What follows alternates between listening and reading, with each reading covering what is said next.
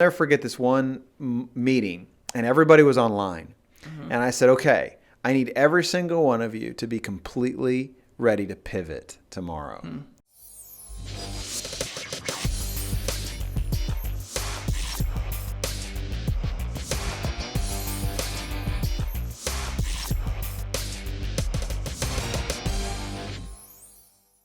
Okay, welcome back to the Kingdom Advance podcast. We took a little break. Corona hit, threw the wrench in all the plans, but I'm glad to be back.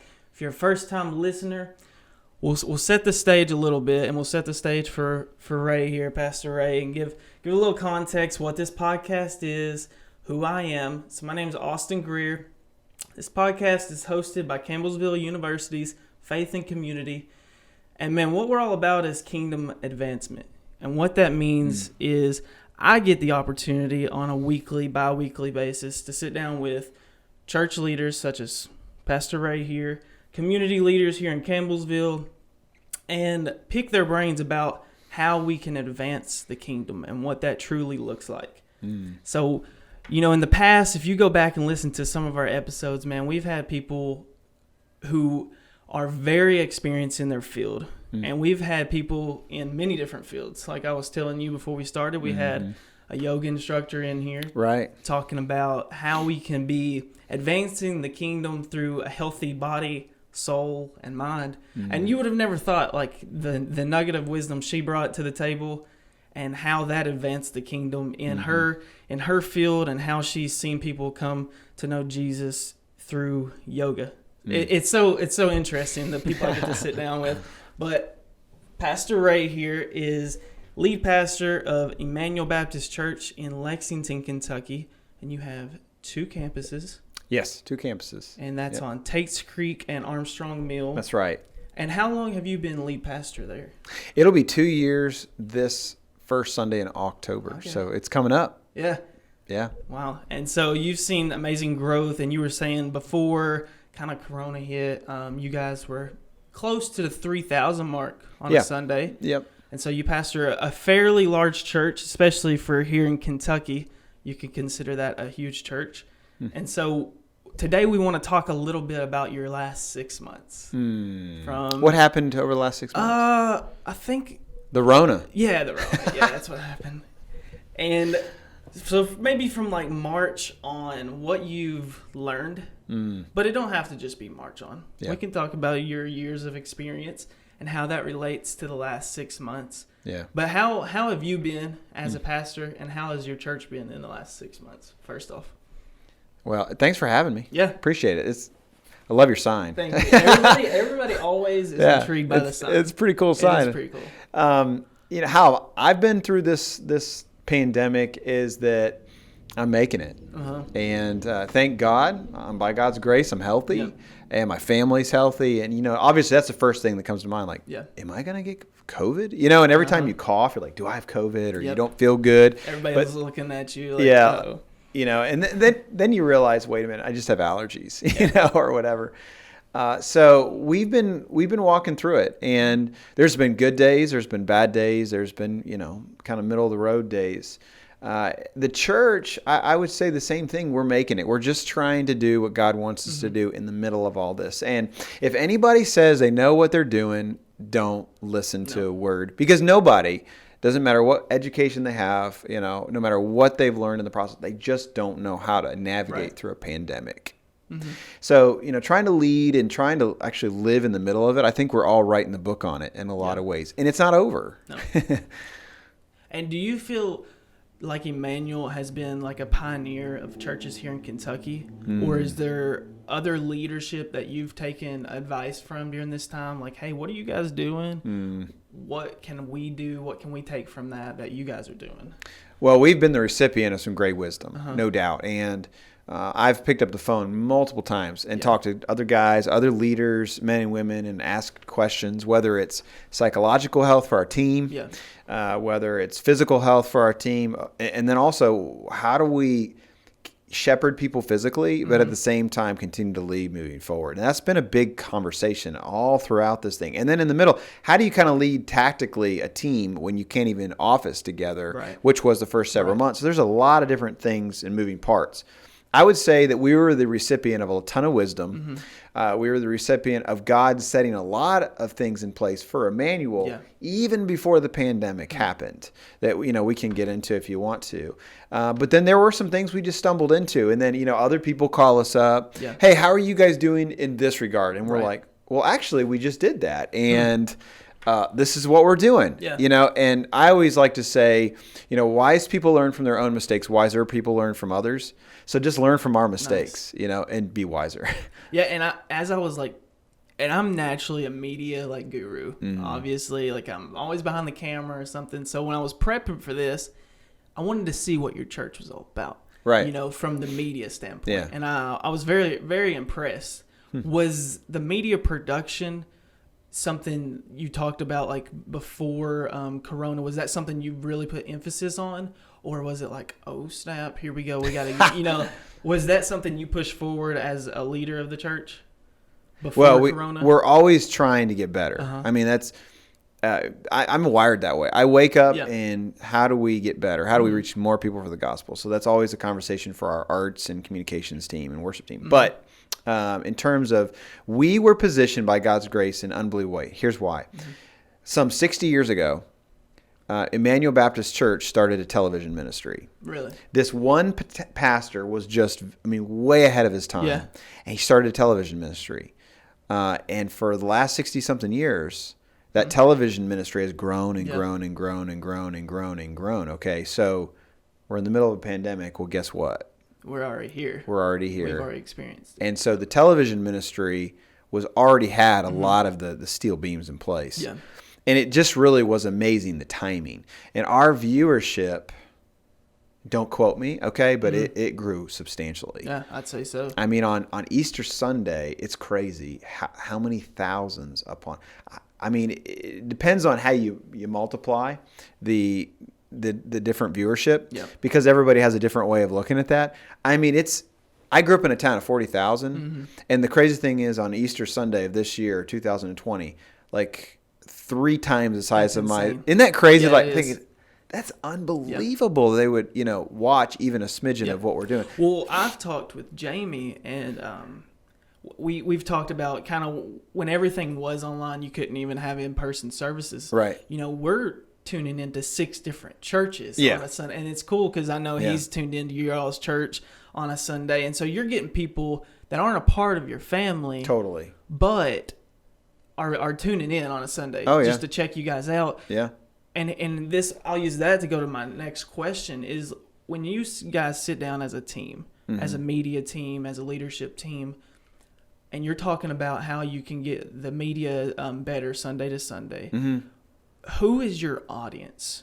Would you say your audience, especially when everything was online, no services, do you think your audience was for the people in the church, or were you guys talking about how you can expand media to the people outside the church? Yes. Yeah, both. It's not an or, it's an and. Right. It's always an and, I think. Jesus had different groups of people in his audience that were, the inner circle people. Yeah. And then he had people on the fringes, like the woman caught in adultery. She was there.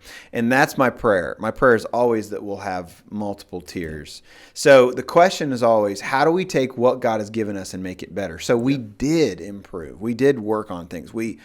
I would say that the team, not me, but the team did an unbelievable job of taking it from here, and they just raised the bar. Yeah. And so now as we move forward, we know this isn't going away. Yeah. And so we're going, okay, how do we now take it to another level? Yeah. So those are the questions we're asking all the time. How do we reach more people? On any given Sunday, when you take all of the different online mediums and our television medium, it's staggering. It's crazy. What do you think has been one of the key aspects to see that growth during this time? Well, COVID shut everybody in, no doubt. And that's a big part of it. But I think the fact that we were able to really work towards speaking to the person in their living room and make that connection was a big part of it. me asking the question, okay, when I give this message, how do I reach Austin who's watching it, Yep. in his shorts and t-shirt, he's Right. eating scrambled eggs in the Yeah. morning. Like, how do I connect with him Mm-hmm. at that moment?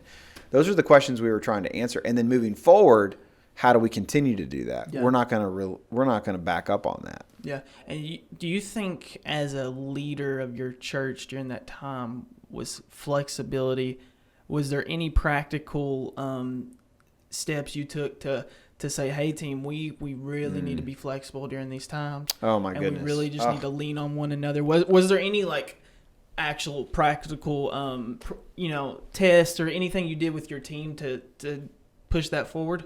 Yeah, that's exactly right. Yeah.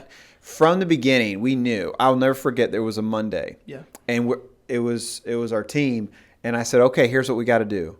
We have to literally reinvent the way we do ministry. And so we reorged our entire team, which was a lot of people. Yeah. So we reorged the new team. We gave everybody a new job description. Wow. And it was like crazy because one person was doing this and now they're doing something completely different. Yeah. We had one person who started doing some of our social media stuff and they didn't even have a social media account. Yeah. Oh my God. And so, because we had to, Yeah. so we rewrote our organizational structure. Yeah. We said, how are we going to stay in touch with people? We created an entire process to shepherd people in their homes. Mm-hmm. And then on top of it, we said tomorrow it could all literally change. Yeah. So I'll never forget this one meeting, and everybody was online. Mm-hmm. And I said, okay, I need every single one of you to be completely ready to pivot tomorrow. Mm-hmm. And some people were like, yes, I love it. And then other people were like, oh my goodness, I want the same thing every single day. I mean, they have the same meal every single day. So I think that, we had to just continue to talk about that. Mm-hmm. And then I always, from the very beginning, somebody shared this with me and I just really took it up as well. And that is that when fear sees an obstacle, faith sees an opportunity. Mm. And so that became kind of our mantra. Yep. We may see a bunch of obstacles, but faith through Christ is going to help us see there's opportunity beyond that obstacle. And so what that did is that, how do we get through this? Yeah. How do we creatively walk through this thing as a team, as an organization, as a church? Mm-hmm. And then instead of withholding, which is the natural inclination, to kind of withdraw, how do we actually turn towards the virus, So we said from the beginning, I'll never forget it. I said, here's what we're going to do. And I laid out real simple ways for our church to respond to the virus. I remember I said, we're going to ask for those who are healthy to leverage your health for the good of those who don't have health. And so we said, go check on your neighbors. We're going to start giving away. We're going to start feeding people. We're going to start loving on our first responders in different ways. And it was unbelievable. We built this response team, and the response team was then sent out daily texts. Hey, go here, go there. And all these people responded. Our church stepped up in ways that honestly, I can't even begin to tell you how many great stories that came out of it. That's awesome. Well, what would you say to churches who are kind of like maybe some of your staff where, they do everything the exact same? They've done this Sunday for 40 years the exact same way, and they're not going to change. But now they realize, oh man, we're going to have to change. Yeah. What would be your advice to maybe those church leaders or just the congregations in general that have not had to experience change, don't want to experience change, but are going to have to experience change? Yeah. Sooner rather than later. Yeah, that's right. They want to see their church flourish. What would you say to those people? Well, first of all, I would say I can relate. It's hard. It's hard to change. I mean, I'm 40 this year, and I don't want to change. I don't want to have to learn new stuff. Right. I don't want another social media platform to try to figure out. I just want it to stay where it is. So I can relate to that in some ways. But I would also say that as culture continues to change, we have got to change our strategy. To reach people with the gospel. I mean, we know this, right? That the theology never changes. The mission doesn't change, but we can't be married to the way we reach people because those ways will change. So we have to, if we're more sold out about the mission than anything else, which is the Great Commission, then we have got to be willing to say, okay, how do we do this? And then have faith. Yeah. Do you see the change that your church has experienced in the past 6 months? What ways are those changes going to stick and not ever change, do you think? Or do you think there will be some normalcy to come back, in the next year? Well, yeah, this thing isn't forever. Uh-huh. And that's what I keep telling our team. Like, hey, guys, this is going to end. Yeah. I don't think it'll ever go back to where it was. Right. I think that, churches across the country, even the world, there's going to be some new waters we're going to have to traverse, no doubt. But I also would say that there are some things we've learned that we'll never go back on. We learned how we can do ministry with less. We learned how powerful social media and online and television ministry truly can be when leveraged correctly. So we will continue to do those things at the same time, simultaneously saying, hey, we're going to encourage people in person gatherings. That I'll never forget. What are we going to do? And I'll never forget, it was like 3 months ago, we decided as a team, we are going to continue to do what we're doing online, and then we're also going to do in-person gatherings at the same bar we were before. And I'll never forget, I asked the team, can we do this? Do we have do you guys feel like this is doable? And they looked across the table from me, and after some thinking and praying, and they said, yeah, we can do it.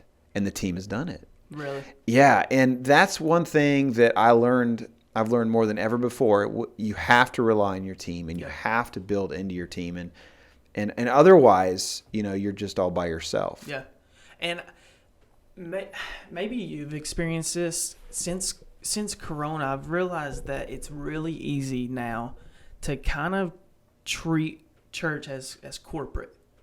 Because you almost have these checklists now. Oh, do we have the live stream ready? Oh, do we have this camera ready? Oh, yeah. Do we have that ready? And there's a sense of the spirit that tends to get left behind. Yeah. Because you're checking boxes, and especially maybe when everything was online, it maybe becomes very corporate. Has there been a way that you've drawn that line and said, hey, if we don't, again, every single Sunday, rely on the one who's put us, where we are, there's not going to be this effectiveness. Even if we have everything lined up, ready in place, we still have to rely on the Spirit. Has there been anything that you guys had to tackle and make that distinct, draw the line in the sand? Sure. I think we constantly do that. We are the kind of people, whether we're a college student or whether we're a leader or whether we're a dad or a mom or whatever, we are a people that we want to do things on our own. Right. We try to do things on our own. Yeah. And then there are times in our life like death or a pandemic that make us realize once again how powerless we really are. And that's when it reminds us once again we have to go back to the one who understands the outcome. Yeah. And when we go back to the one who understands the outcome, and we know that he's sovereign in the midst of the crumbling, how do we operate within that? And so I think that one of the things I encouraged our church recently is that we've got to keep our eyes on him, and then we just need to follow his lead. Yeah. And that doesn't mean that we don't work on things. For instance, I pray about what I'm going to share in my messages for months. And so I'm going to trust that those months of prayer and preparation are going to lead up to a point where what I want to share is what I want to share. Yeah. But we've got to come back to the point where it's him leading, instead of us. Yeah, and I saw, as I was on your Facebook, I saw your message about crumbling and God's hand through the crumbling, and you talked about some losses you've endured in the last season. Yeah, and I believe that when you do lose something, you do gain so much more. Yeah. And you do gain a true perspective on who God is. And I think that's the story for a lot of people in the last 6 months is that they realize that through losing something, whether it be church leaders losing the right to just talk to someone talk to an audience in person. That's right. You gain so much more. And has that been kind of the theme, with your church and your life, particular in the last 6 months, that losing has gained you a different perspective, a different? That's a good way to say it. I've never thought about it from that perspective, but I think you're right.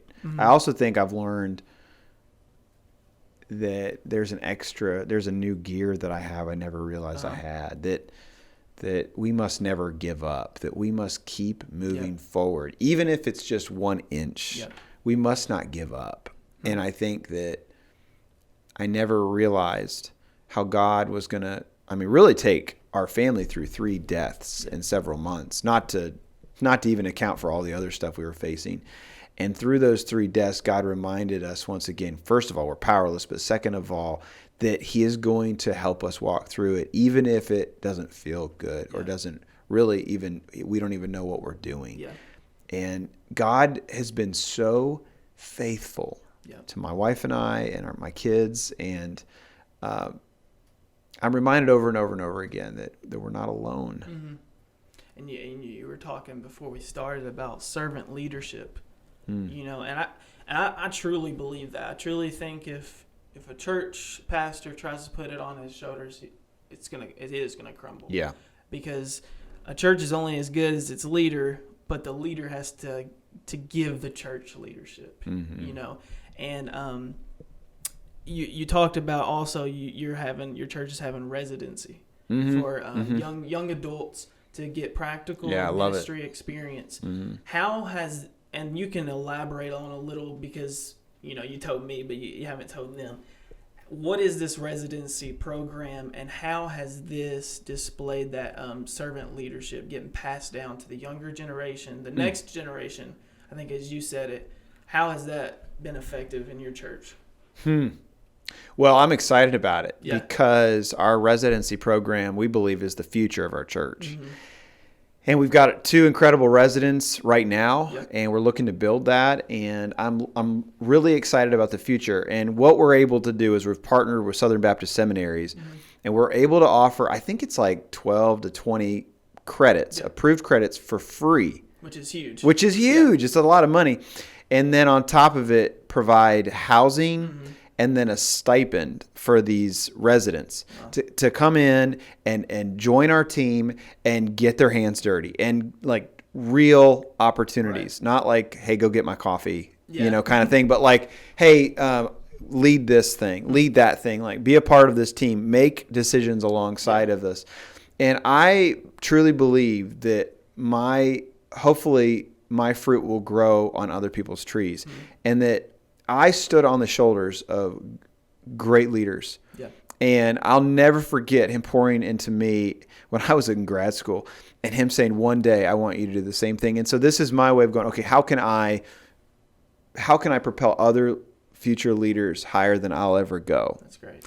And I want to give it away in ways that I've never given away it before. And I think the residency program is a big start to it. And I'll just say, for anybody who wants that opportunity, you can apply through our website, ibclex.com, and you can check it out, and we'll love to have a conversation. Well, and from the moment I met you, I knew that you had a heart for younger people, and you're still young. I mean, you said you're about to turn 40. I am 40. Oh, so you just turned 40. Yeah, I'll be 41. 41. In like a few weeks, Yeah, and so you already are instilling in the younger generation wisdom, knowledge, experience that you've taken, maybe mistakes that you had to learn the hard way. Oh, yeah. Still learning. Wiser people learn from other people. That's right. That's right. Yeah. And so if you're listening to this, I know we have a lot of young adults, 18 to 24, that listen to the podcast. Take Pastor Ray up in this. That's right. If you would like. One more time, where can they find this program? You can go to ibclex.com and check us out. You can call us up, call the office, and we'll get in touch with, actually, the guy who's leading our residency program is a veteran pastor. Wow. So it's really cool because he's kind of like your dad. Oh, yeah. And he's a cool guy. And I love it because he's really able to come alongside these residents and love on them and shepherd them. And we're teaching a lot of the basics, but then giving real life ministry. It's a great opportunity. And then, so the goal would be, in the years to come, we'd have 10, 20, 30, 40, 50 of these residents. And God's raising them up to be church planners and pastors and leaders, and that would be that'd be the goal. Well, I love it. I appreciate you coming on today, and I think that's a great that's a great way to look at it, because if you look at any successful church in the U.S., they have those programs. You know, if you're looking at any of the big, they have those internships, they have those colleges, as they'll put it sometimes. But thank you so much for coming on, Pastor Ray. Oh, thanks for having me. We appreciate you. Thank you for listening. If you're still listening to the podcast at this point, this has been a wrap on episode 13 of the Kingdom Advance podcast. Until next time, peace.